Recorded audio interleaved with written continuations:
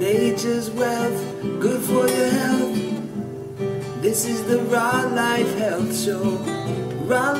Alright everybody, it's Paul Meeson, and here we are with my friend Dr. Schandl, who I'm always talking about.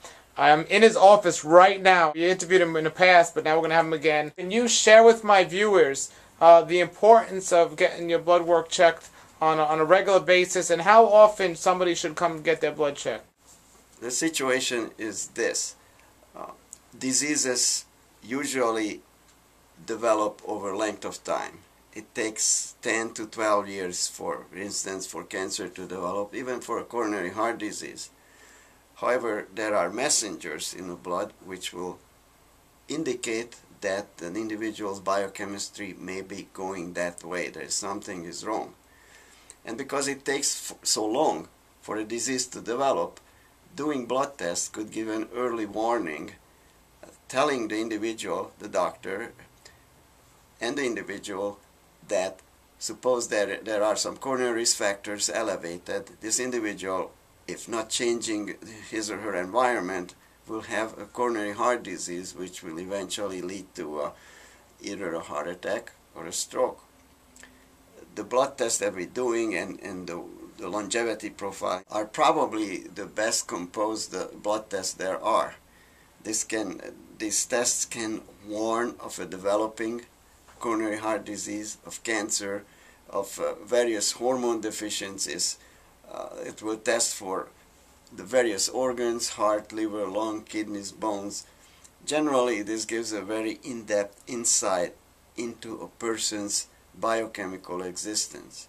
By finding out what may be deficient, wrong, low or high, elevated, a doctor, an individual can change, will have the knowledge and will be able to change the environment to correct the situation. Usually, in a few months, things can be brought to normal. So knowing that something may be going wrong actually has tremendous value. It can save an individual's life. And this is not to be taken lightly, because I see this every day.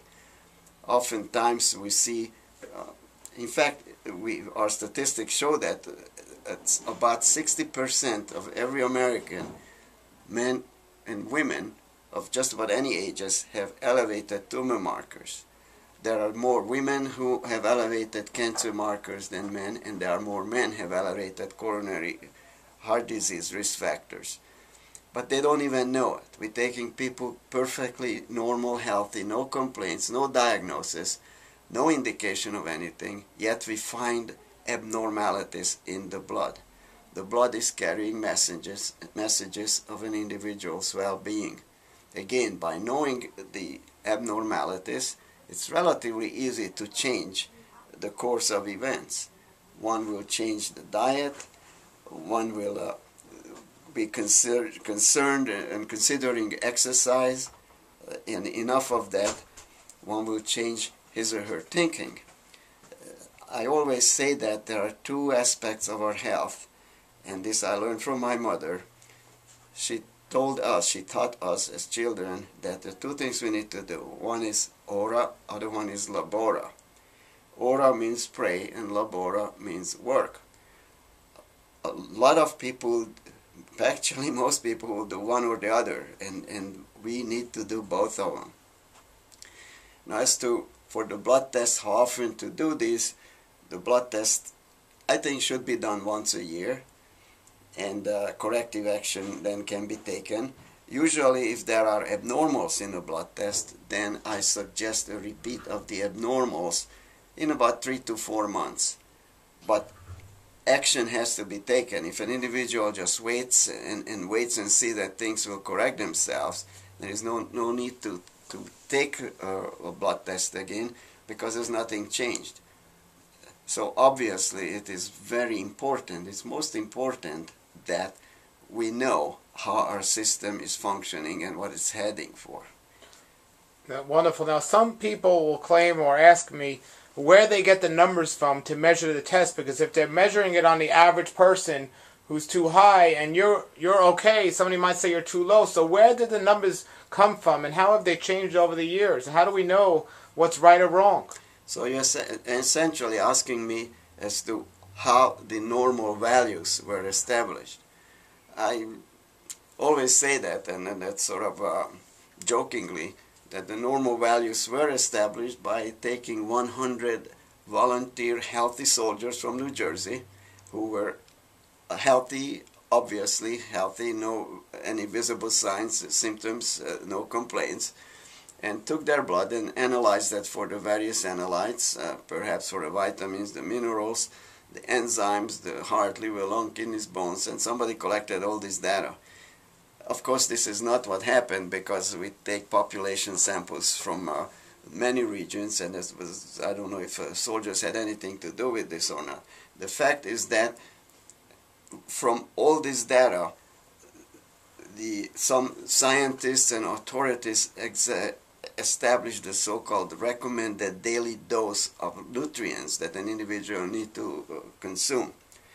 It's called recommended RDA, daily allowance. I call it the ridiculous daily allowance because these values are extremely low. If somebody is following the RDA, I am very convinced, and I see it every day, an individual will become ill. Most illnesses can be related to directly or indirectly to nutritional deficiencies.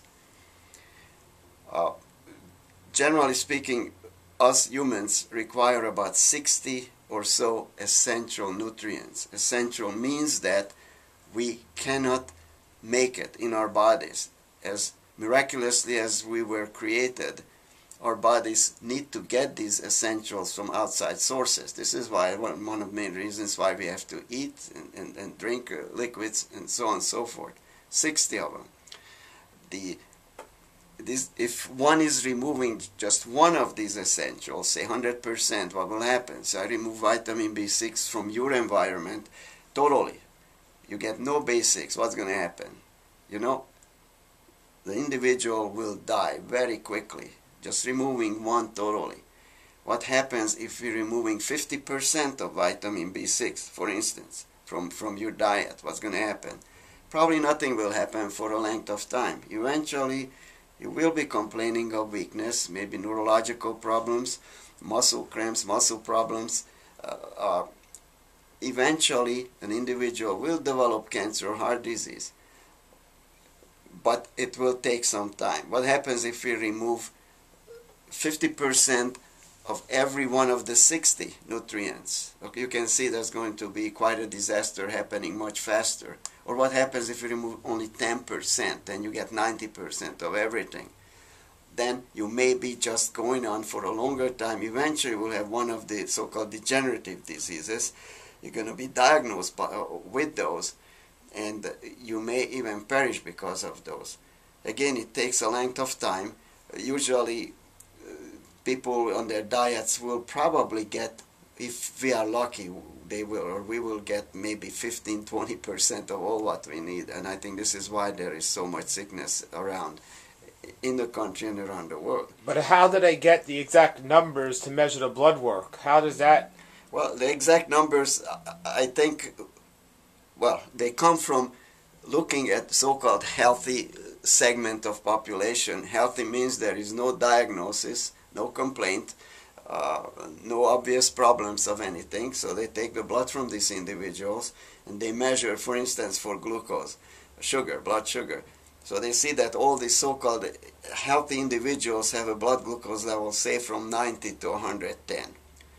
So they're going to take 100, 200, a number of people, and they do some statistics, and so hence they're going to say, okay, so if you have a glucose level of 100, the normals are between 90 and 110, you are normal. Now, this 100 may be high for some people, definitely could be high for some people, which means that they may be in a verge of developing diabetes kind 2. And so this people been doing very laboriously over the years, collecting data of these so-called healthy individuals. Of course, being healthy, just to appear to be healthy, doesn't mean that you are healthy. Nature's wealth, good for your health. This is the Raw Life Health Show.